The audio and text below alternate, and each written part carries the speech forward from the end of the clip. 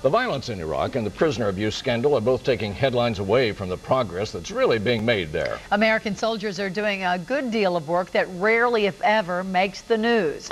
And a Bay Area soldier is in the thick of it, fighting a war not with bullets, but with words and pictures. A war you don't see. Here's Fox 13's Warren Ellie.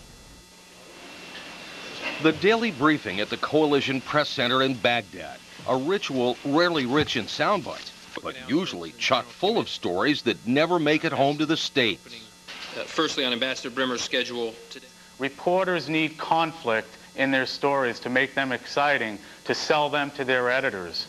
Sergeant Steve Valley of Bradenton is the top non-commissioned officer at the Joint Press Center. He works in this sprawling Baghdad palace every day, walking the huge ornate hallways that once symbolized Saddam Hussein's power.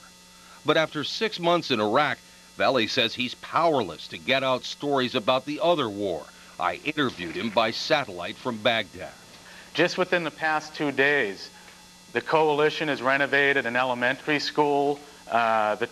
Over 2,000 elementary schools that the Coalition has renovated thus far.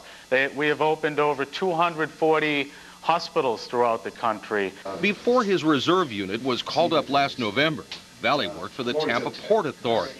He's got experience as a reporter, too.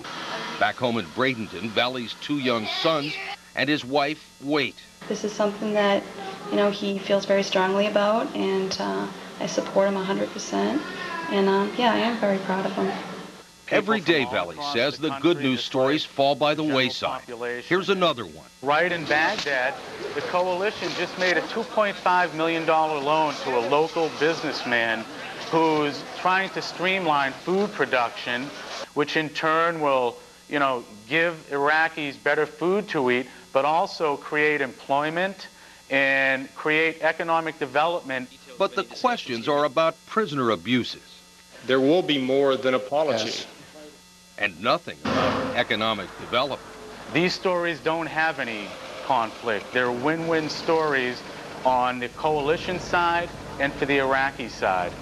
Valley and his staff of Florida soldiers, then, are fighting a losing war in the information age. It's an ongoing battle. Will we ever win it? Probably not. The briefings, meanwhile, continue. Warren Ellie, Fox 13 News.